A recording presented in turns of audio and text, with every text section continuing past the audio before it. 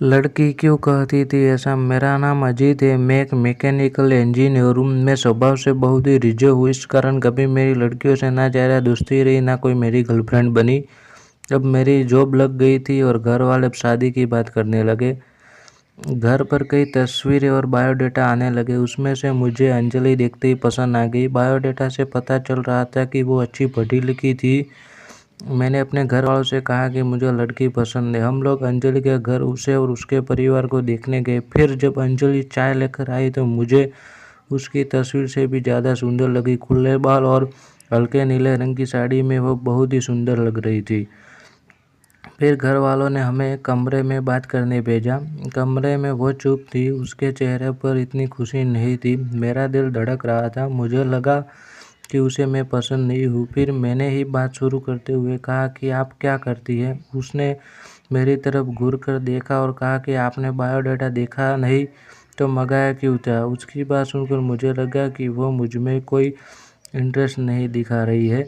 फिर मैंने उसे डायरेक्टली पूछ लिया कि आपको मैं पसंद नहीं हूँ? वो बोले मेरे पसंद की बात नहीं, आप खुद मुझे नापसंद कर देंगे, मुझे पता है। उसने कहा अभी मैं आपको ऐसा कुछ दिखाने वाला हूँ कि आप वो देखते ही अब शादी के लिए मना कर देंगे। आपसे पहले बे को दिखाया, उन्होंने भी देखते ही मना कर दिया। वो भी मेरे मुंह से बस हाँ सुनना ही चाहते थे। मेरे आते ही मेरा माँ मुझे बाहर ले गई और पूछा कि क्या तुझे लड़की पसंद है? मैं मना नहीं कर पाया, लेकिन एक बात मुझे खटक रही थी, आखिर वो क्या बताने वाली थी। उसकी मम्मी जिस तरह जल्दी से कमरे में आई, मुझे बाहर ले गई, ऐसा जैसे वो हमारी बातें सुन रही थी। मैंने शादी के लिए हाँ कर दी। मेरे घर वालों ने उन्हें हाँ में जवाब दे दिया, लेकिन अब मैं एक दुविधा में था कि मैंने उससे बात करना चाहा। मैंने उसे नंबर नहीं मांगा था। मैंने अपनी मम्मी को कहा कि आप बात करें और उसका नंबर ले लें। मम्मी ने अंजलि की मम्मी से फ़ोन पर बात की और अंजलि का नंबर मांगा, लेकिन उन्होंने यह कहकर मना कर दिया कि अंजलि का फ़ोन अभी ख़राब है। मम्मी यह कह रही थी कि वो शादी के लिए जल्दी कर रही। इन सब बातों से मेरे मन में कुछ अजीब सवाल आने लगे। एक शाम जब मैं ऑफिस में था तो मुझे अननोन नंबर से कॉल आता है। फ़ोन रिसीव किया, अंजलि थी। वो बोले कि मम्मी ने मेरा फ़ोन ले लिया है। मैं कुछ बहाना करके अपनी फ्रेंड के रूम पर आई। उसी नंबर के फ़ोन की, क्या तुम मुझे अभी मिल सकते हो?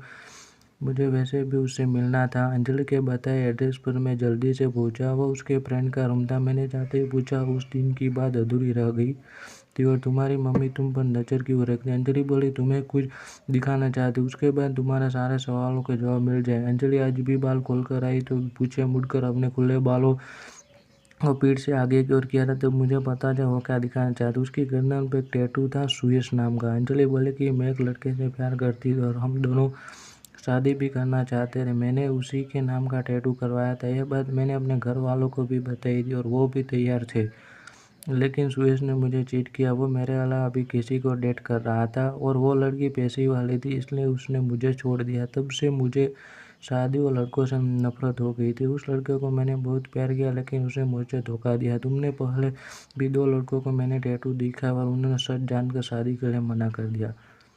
मम्मी इसलिए मुझ पर नज़र रख रही थी कि मैं तुम्हें कभी सच ना बता दूं, लेकिन मैं बाकी लड़कियों की तरह नहीं हूँ। मैं नई जिंदगी सुबह सच के साथ करना चाहती हूँ। मैं सुनकर सोच में पड़ गया कि जिसको प्यार मिलता है उसे प्यार की कदर नहीं होती। आखिर इतनी प्यार करने वाली लड़की को कैसे कोई धोखा दे सकता है? मैंने कहा कि मुझे तुम्हारे पास्ट से कोई मतलब नहीं है, लेकिन मैं चाहता हूँ कि मुझे तुम इतना ही प्यार करो जितना उस लड़के को करती है। अंजलि को उम्मीद नहीं थी। उसने लगा था कि मैं भी उससे शादी के लिए मना कर दूंगा। मेरी बात सुनकर इसने दीने दबाए के आंसू के बहाने ले मेरी शादी अंजलि से हो गई। मैं आपको बहुत खुश नसीब मानता हूँ कि ऐसी लाइफ में आपको यह कहानी कैसे लगी कमेंट में ज़रूर